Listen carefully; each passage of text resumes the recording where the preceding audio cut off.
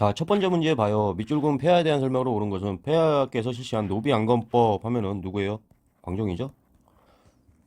광종에 대한 설명. 원래는 노비가 아니었는데 뭐 어쩌고를 양인으로 해방시킨 뭐 재정확충. 또 뭐예요? 호족 세력 죽이기. 그래서 광종에 대한 설명을 골라주면 되겠습니다. 12목 하면은 이제 성종이죠? 12목이 벌써 여러 번 나오네요. 신돈을 등용하고 전민 변정 도감을 두었다. 공인왕 때 내용입니다. 3번 민생 안정을 위해 흑창을 처음 실시하였다. 태조죠? 이후에 의창으로 확대가 되죠. 이건 성종 때라고 했습니다. 4번 주전도감을 설치하여 해동 통보를 발행하였다. 뭐 정리할 게 하나 나왔네요. 고려의 화폐에 대해서 한번 정리를 해보자. 뭐 건활의 삶 동세저 막 아이고 건활의 삶 동세저 이렇게까지 외울 필요는 없는 것 같아요. 한능검에서는 권원 중보라는 게 있어요. 이게 뭔가 최초의 철전입니다. 최초 철전. 이건 이제 성종 때예요. 성종 때고 이후에 이제 숙종 때 오게 되면은 의천, 우리가 알고 있는 그 의천인가, 그 의천이 맞습니다. 의천의 건의로 주전도감, 이름부터 이제 주전도감이잖아. 주전도감을 만들어 가지고 활구는 이제 그림으로 좀 잘 나오죠. 문화사 쪽에서 활구하고 건활 해삼 뭐 해동 어쩌고 저쩌고 서만 어쩌고 저쩌고 동국 어쩌고 저쩌고 뭐 이런 동전들이 나와요. 종류가 뭐 굉장히 많아요. 근데 뭐 여기 나오는 거는 지금 해동 통보 그랬잖아요. 다른 명칭들도 있습니다. 앞에 이제 이렇게 다 공통적으로 붙는 거예요. 우리 딱 외울 거 해동 통보 정도만 계속 반복적으로 나오는 것 같아요. 해가지고 건활의 삼동하고 쇠은 이후에 이제 뭐 쇠은이나 공민왕 때 나온 건데 뭐 저화해서 뭐 이건 이제 금속이 아니라 이 화폐거든요. 이거는 그렇게까지 나오는가 모르겠어요. 쇠은도 뭐 안 나오는 것 같고 해서 우리가 외워둘 거 성종 때 건원 중보 굉장히 중요합니다. 적어도 이 화폐 영역에선 숙종 때 의천이 주점 도감을 해서 해동 통보를 만들었다. 이게 지금 이렇게 나왔죠. 활구는 이제 문화사에서 나올 거고 하면은 이게 반복될 선지로 보여요. 이게 계속 반복되더라고 보니까. 그래서 4번 주전 도감을 설치해서 해동 통보를 발행하였다 하게 되면은 숙종 때 의천을 기억해 두시면 됩니다. 광독 준풍 엄청 나오죠. 이게 광종 때 해당됩니다. 다음 문제 보겠습니다. 자, 문제 읽어봐요. 가나 사이에 시계에 있었던 사실로 옳은 것은 쌍기가 처음으로 과거제도의 실시를 건의하였고 어디에서 왔다고 했어? 호주에서 왔다고. 광종 때 여기랑 친했다고. 그래 그래서 쌍기가 와가지고 과거제가 실시가 되죠. 여기는 이제 광종에 해당하는 거고요. 나를 읽어봐요. 최승로가 심호 28조를 올린 거죠. 지금 살펴보면 어쩌고 저쩌고 청컨대 외관을 두소서 해서 그로마에서 12목에 목사를 파견했습니다. 그 전까지 이제 임시직을 갖다 파견한 거를 갖다 지방에다가도 상근직을 파견한 거예요. 12목에 목사를 파견했다. 이거는 성종이다. 태해정 광경 성모 보면은 경종 때 있던 일이 나오면 되겠네요. 자, 1번 국가 주도로 해동 통보가 발행됐다. 이 전 문제에서 봤던 게 바로 나와버렸습니다. 숙종 때 의천이 주전도감을 만들어서 해동 통보를 만들었다. 뭐 해동 어쩌고 서만 어쩌고 해동 통보만 계속 나오는 것 같아요. 그래서 해동 통보만 집중적으로 외워둡니다. 해동 통보. 2번 인사행정을 담당하던 정방이 폐지가 됐다. 정방은 최후가 만든 문관의 인사까지를 장악하려고 만든 거라고 했어요. 또 반복하면 좋죠. 최우 하면은 정방, 서방 만들어가지고 문관까지 인사. 서방은 이제 숙의 기구라고 했어요. 숙지 간다고. 얘네가 여기 와서 이제 막 자고 그런다고. 이거를 언제 폐지했는가? 공민왕 때죠. 정방은 공민왕 때 폐지가 돼요. 3번 관악 진흥을 위해 전문 강좌인 칠제가 설치되었다. 아, 잘 나옵니다. 숙종 때 관악 진흥으로 숙종 때 국자감에 서적포를 설치를 하고 예종 때 예종 칠제 양청보를 관악 진흥책으로 했다. 뭐 이렇게 두 개. 엄청 잘 나오네. 3번 하면은 예종 때가 됩니다. 4번 호구의 정확한 파악을 위해 호패법은 조선 그 태종 이방원 태종 때까지 가야 있는 거죠. 16세 이상 양인에게 다 차게 있다. 5번 처음으로 직상관 각품의 전식과가 개정되었다. 맞습니다. 전식과의 시작 경종입니다. 전식과. 고려의 토지제도에 대해서 해봐요. 역분전 시작이죠. 맨 처음에 이제 그 공신 고려를 여는데 개국 공신에게 나눠준 거 역분전. 그리고 전식과 경시목계 문경 해가지고 경정부터 문종 때까지 예, 그 두 번 바뀌는 거예요. 내용이 역전 그 다음에 녹과전. 녹과전은 이제 원으로 그 몽골하고 싸우잖아요.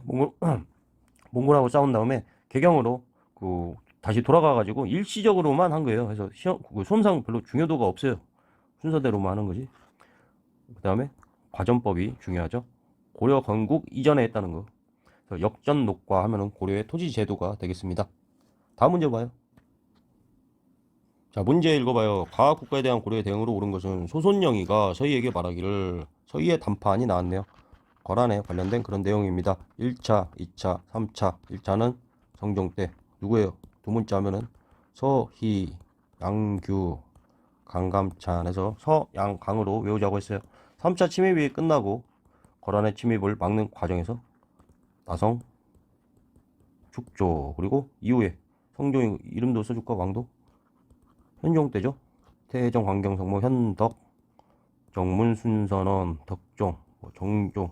그리고 중요도가 없어요. 근데 중요도가 뭐가 있냐면 그 거란 침입 이후에 이제 이거랑 관련해 가지고 나성 축조하고 이후에 이제 천리장성이 만들어지죠. 압록강에서 도련포까지. 고려 천리장성은 이제 부비부비 천리장성에서 부여성에서 비사성이라고 하는데 이때 이제 압록강에서 도련포입니다. 뭐 이 정도 하고 계속 읽어봐요.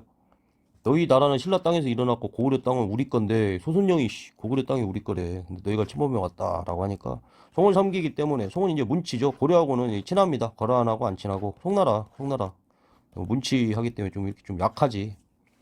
오늘의 출병이 있게 된 것이다라고 하니까 서희가 떠들기를 안 그렇다. 우리나라가 고려에게 땅이기 때문에 국호를 걸으라고 평양에 도우겠다. 국경 문제를 논한다면 너네들이 너네 동경도 우리 땅인데 어찌 우리가 침범해 왔다고 안 하는가. 내로남불이 아니라 뭐라고 해야 돼? 뭐라고 했냐? 내가 할 말을 네가 한다. 막 그런 얘기를 한 거죠. 아무튼 입으로 강동 6주를 얻어요. 그래요. 그러다 보니까 이제 2차 침입을 해야 하잖아. 명목으로 삼은 게 이제 강교의 정변이에요. 강교의 정변을 명목으로 삼아가지고 지네가 이걸 왜 상관인가 모르겠지만 거란 입장에서 이것도 다시 받아와야겠고 송과의 관계도 끊고 싶고 고려가 이제 송과 관계를 끊고 우리 밑으로 좀 수그렸으면 좋겠고 막 이런 생각을 하는 거예요.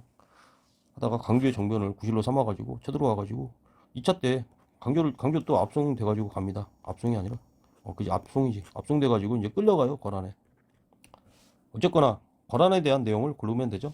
별무반을 보내 동북 구성을 축조했다. 윤관에 대한 내용이죠. 태종 광경성모 큰덕도문 순서는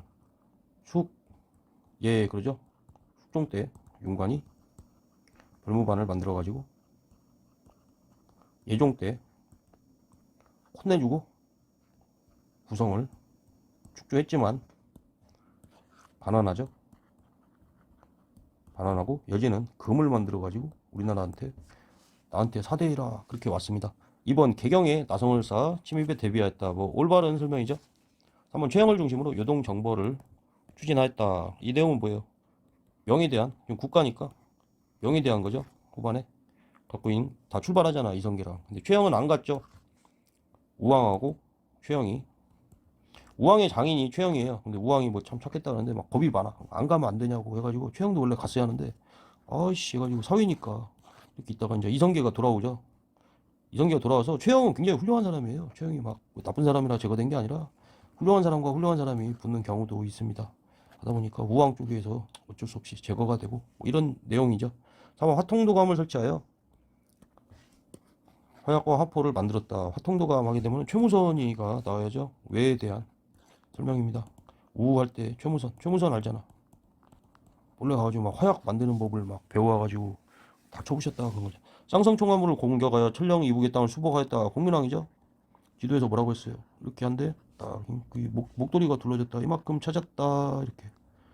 여기는 조선 때 사군육진 최윤덕 그 김종서 있잖아. 막 영화 관상에 나왔잖아. 호랑이의 상이다. 김윤식인가? 그분이 이제 연기했잖아요.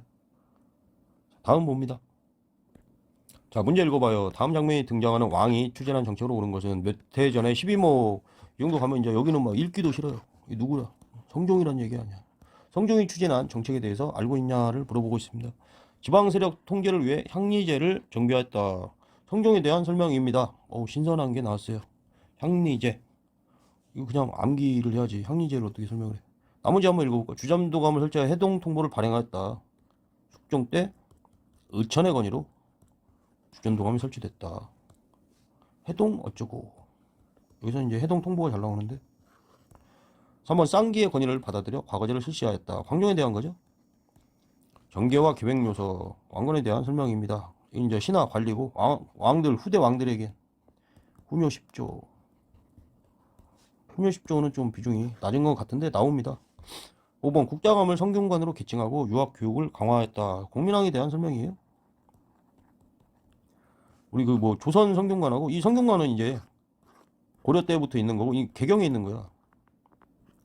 그리고 이제 한양으로 천도를 하잖아요. 그때부터 이제 성균관 해가지고 그게 이제 시기가 조선 건국보다 느린 거고 이거는 나중에 향교가 돼. 향교 개경에 있는 거.